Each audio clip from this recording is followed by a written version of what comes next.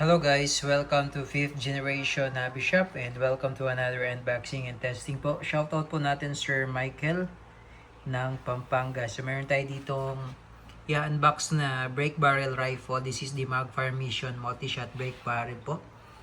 Velocity up to 1,300 FPS, ideal for small flinking hunting.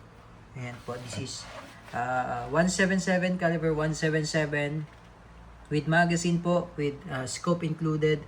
Kasama niya po yung scope at 39x40. This is powered by Nitro Piston Elite. So hindi na po kailangan dito ng hangin.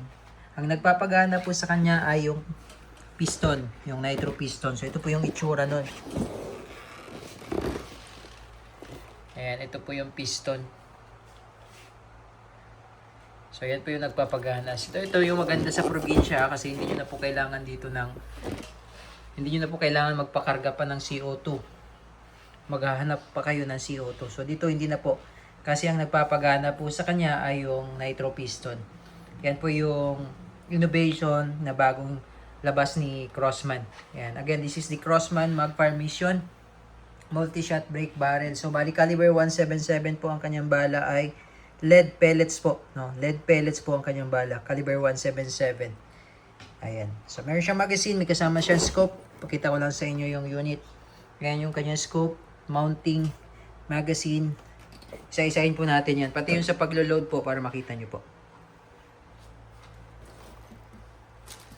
Okay, so, ito po yung mounting. Bali, isang set po yan kasama.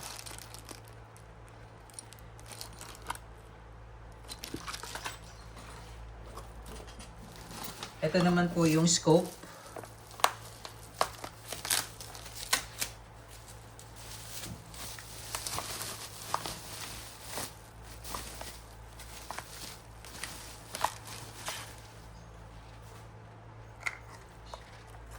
And sorry, ang scope pala na kasama is 4x32. Yun yung scope na kasama, 4x32.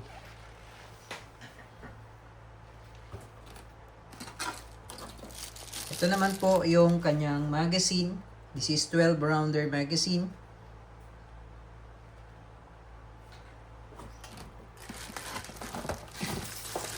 At syempre yung unit.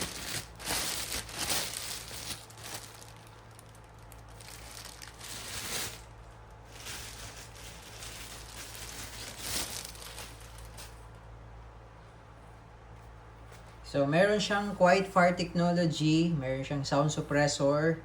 As you can see, medyo mataba yung kanyang barrel, yung kanyang muzzle, no? Taba dahil sa suppressor. Okay, so ito po yung kanyang sight. Adjustable po yung sight niya, windage and elevation. Yung knob niya, adjustable yan. Yung sa front, naka-fix. Ito yung safety, lever safety. Yan yung safe, yan naman po yung fire. Sorry, baliktad. Yan yung fire. Yan yung safe. Okay, tapos yung lagayan po natin ng bipod. Pwede kayo maglagay ng bipod. Ayan. So, sa paglo-load po ng magazine, ito po yung harapan. Ito yung pellet. Pasok mo lang siya dyan. Then, ikot. Ayun. So, ganun lang po ang paglo-load. Papasok nyo lang siya dyan. Tapos, iikot nyo lang dito. Hanggang sa mapuno po yung 12. Okay. Pag sa 1 na siya, isang load na lang. Pag 0 na, wag nyo na pong lalagyan yung space. Yung space po, wag nyo na pong lagyan. Kasi, ipapasok po natin yan dito. Sa part na yan. Yan. Ngayon po, pakiingatan lang po yung magazine natin kasi wala po tayong available na mabibili pa sa ngayon. Pakiingatan lang po. Now, kung halimbawa po talagang wala ng choice at nasira yung magazine, pwede namang mano-mano. So, ganito po, ibabali po natin. Oh. Yan. Pag binali mo siya, pwede ka dito magma-manual load. Dito sa part na to.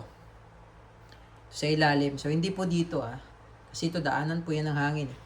Dito po sa may ilalim. Diyan po kayo magma-manual load. Okay, so, Take note lang po, bawal lang po siyang i-dry fire. Yung ipuputok nyo siya na walang bala. No? Tapos, pagka itatabi nyo, wag nyo siyang ikasa. Naka-rest mode dapat. Yan. So, iputok lang natin, no? For the sake of demonstration. Yan. Wag lang siyang palaging dry fire. Walang bala. Ayan. So, ilalagay po natin yung magazine pag ganyan po. Dapat tutunog po siya. May clicking sound. Yun po yung parang lock niya, no? Dapat may clicking sound. Ngayon, pagka alisin nyo, hugutin nyo lang yung magazine. Ayan, hugutin nyo lang siya. Ayan. Okay? So, break lang kayo putok. Break putok hanggang sa maubos yung 12. Okay. Okay, so bali yung scope niya po pala, hindi pa po natin na ikabit kasi po, hindi pa po yun naka-zero. So, kayo pa po yung magsi-zero nun. Depende po sa inyong preference.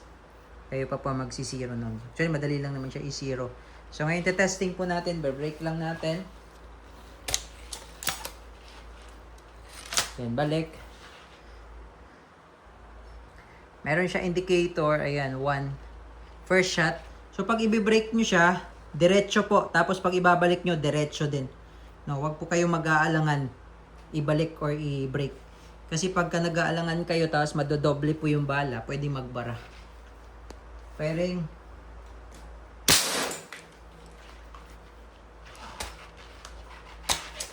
Yan. Sagad sa dulo, tapos pag ibabalik nyo, pwede nyo biglayin.